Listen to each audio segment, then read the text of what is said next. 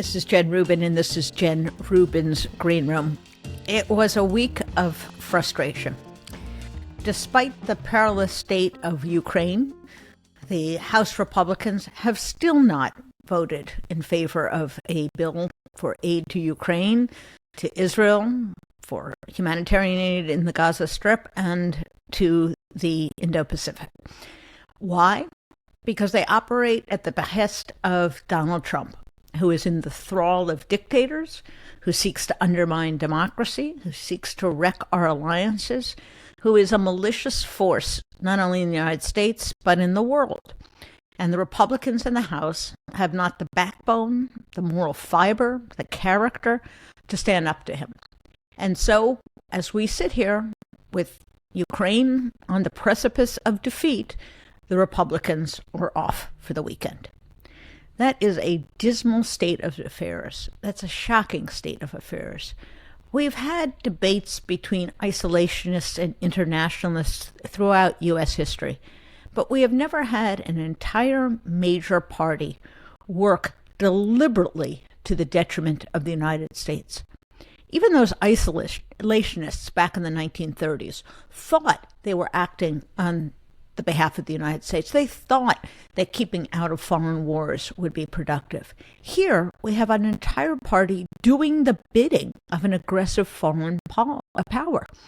It's not only in delaying or screwing up entirely aid to Ukraine, it's that they're propounding an impeachment scheme still that they know to be the work of a Russian operative who was in communication with Russian intelligence agencies. My God, if you put them on the payroll of the Kremlin, they would not be doing anything differently. And I think the American people have yet to fully appreciate it or fully recognize how malicious this is, what traitorous behavior this is. And it will be up to the Democrats, because the mainstream media sure isn't going to point it out, to make the case that the Republican Party has become anti-American, un-American and anti-American. And that's the simple truth.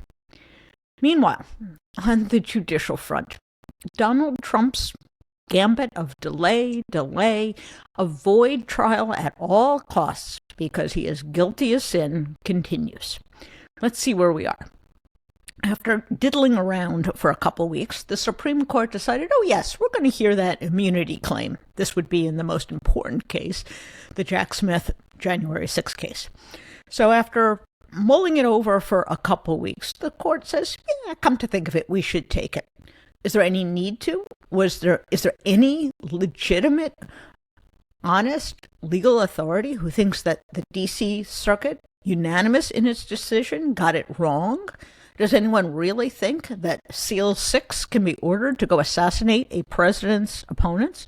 Of course not. But the Supreme Court decided to take it. Fine. And then they set the hearing for April 22nd. And how long are they then going to take to write the opinion? It doesn't take very long. Within a couple weeks, in the case of Watergate, the Supreme Court got out an opinion. But if you think these folks are going to get out their opinion any time earlier than, say, the end of June, which is traditionally the end of the session, I think you're smoking something. Because they, too, are into the delay game. They have absolutely put their finger on the scales. They are absolutely doing Trump's bidding. So where does that leave us? Well, it's becoming unlikely we're going to get a verdict in the Jack Smith case, that's for sure. Is it possible it might begin before the election? Is it possible that beginning in September, rather than being on the election trail, Trump would be in a courtroom facing charges that he instigated a coup? Yes, it's possible, and that would not sit well with him, I am sure, and I don't think it's going to sit well with the American people, at least those who have some degree of critical thinking, who have not completely bought into the Trump cult of personality. So that could begin, but unlikely to complete. We do have the New York case, which the press incorrectly and perpetually refers to as the hush money case. Hush money is not a crime. He is not charged with hush money. What he is charged with is falsifying documents to cover up other crimes, including election fraud, including violation of both state and federal election law, and including tax falsification. These are serious crimes, and although the media sloughs them off, feigns indifference, criticizes it as picayune, these are serious charges, and they go to the fundamental fact of Trump's life, which he is constantly trying to defraud the public, whether it's people who buy tuition for Trump University, or whether it's people who go up to the Capitol to riot on January 6th, or whether it was people he wanted to confuse, pull the wool over their eyes in 2016 when he was running for president the first time. In all of these cases, his motive is to lie, to cover up, to run through all the stoplights of the law so he can get what he wants.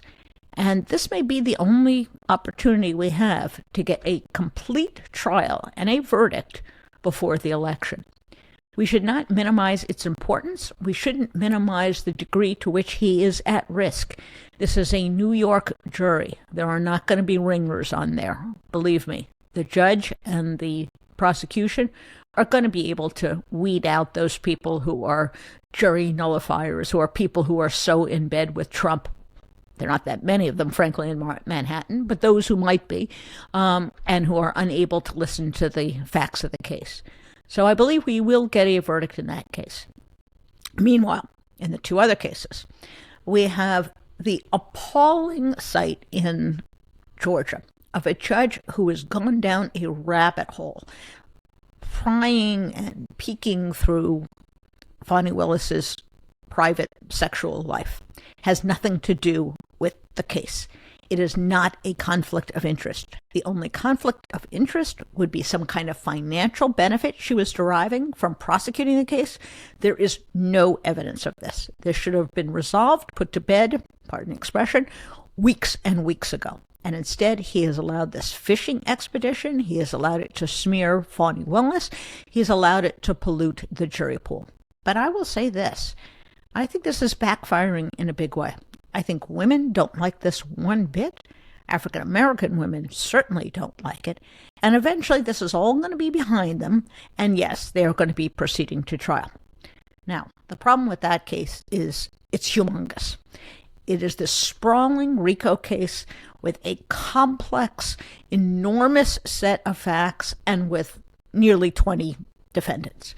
I think it was a mistake to draw up the case that way. I think she could have proceeded as Jack Smith did, with a very carefully selected, very clear-cut, concise case, and we actually could be going to trial there.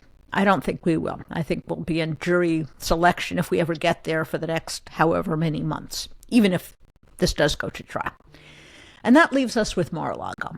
And this is perhaps the most grotesque abuse of our judicial system, because it not only involves Trump, who as a defendant is entitled to make every possible argument, but it involves a judge who is so clearly in bed with Trump, who is so clearly out to gum up the works, to delay and to delay, to prevent him from going to trial in a case of serious national security risk, in which he took the most sensitive documents, took them off to Mar-a-Lago, stored them God knows where, actually in the bathroom, we do know where, lied to investigators repeatedly about what he had, refused to give them back, and was finally forced to. This is what this judge is protecting. This is what she is coddling him over. I have no doubt whatsoever that her decisions are carefully calibrated to postpone and delay this without going so far as to get herself kicked off the case. And so I have very low expectations that that case will go forward. So where does that leave us? We are not going to be saved by the courts. Perhaps that's the way it should be. The only one who is going to save us from the prospect of a totalitarian Trump who is going to strip away what remains of our civil liberties, who is going to wreck NATO, who is going to enable Vladimir Putin, who is going to once again rip off the country by using it as his own personal piggy bank. The only one to save us from that is the voters. And that's why this election is absolutely critical. If we vote him in, we're not going to have another free and fair election in our lifetimes. If we vote him in, we can wave goodbye to any access to abortion, even in states that currently protect abortion, because he and his minions are going for a national abortion ban. Aha, they showed their hand, because in the fight over IVF, they once again have blocked a measure to protect IVF in the Senate. That was your favorite Republican Party in the Senate. They have once again stuck to this notion that personhood begins at conception, that they are going to allocate all rights, do everything they can to protect that, and accord women no rights whatsoever. That's going to become the reality in all 50 states. It's going to become the reality that the military is deployed to suppress dissent. We already saw some of that at Lafayette Square. It's also going to be the case that the Justice Department is going to be weaponized against Trump's enemies. He is going to either pardon or simply drop whatever cases against him. He's going to pardon those hundreds and hundreds of people who stormed the Capitol. And we're going to have a justice system that looks like Russia, which is a personal police and jackbooted thugs who are running rampant over the population. That's what we're going to have. That's what we have to look forward to if Donald Trump wins. And so a lot is riding on this election, isn't it? And I still think that when we finally get to the point where it sinks through beyond the media spin that yes, Joe Biden is the only one standing between us and that specter of tyranny, of subjugation of personal liberty, when it finally sinks in, I think the country will once again choose against Donald Trump. And remember, he's never won even 47% of the vote. So as long as Americans of goodwill turn out and they vote, he can be defeated.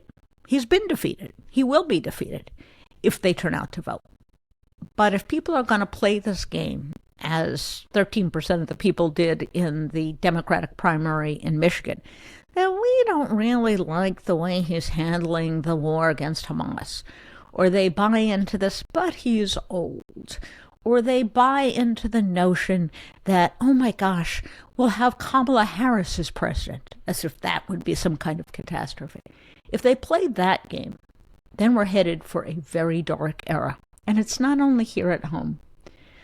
What I will finish with is a new report from Freedom House, which is a NGO that tracks the fate of freedom, press freedom, political freedom around the world. And lo and behold, this isn't going to surprise you, for the 23rd year in a row, democracy is on decline. And it's on decline because organizations, movements, just like the MAGA movement, which are opposed to the rule of law, diversity, tolerance, they are on the march. And they have at their backs regimes like Russia, which this Republican Party is enabling. They have at their backs regimes like China, which this president attempted to whitewash and to glad hand with people like President Xi and the dictator of North Korea. We are facing not only the risk of American democracy, but democracy around the world. So no pressure or anything, folks. It's just the fate of America, the fate of democracy, the fate of the free world, life as we know it. That's all that's at stake. So I implore you to not give up hope, to not dwell on the endless whataboutism and false equivalence that the media churns out. Not to wait for a court decision to spare us, but to work your hardest to preserve democracy here at home and by extension around the world.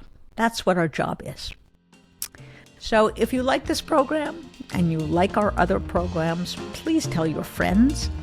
They can follow, they can subscribe to Apple Podcasts, to Spotify, or to YouTube for Jen Rubin's Green Room. Thanks so much. See you next time.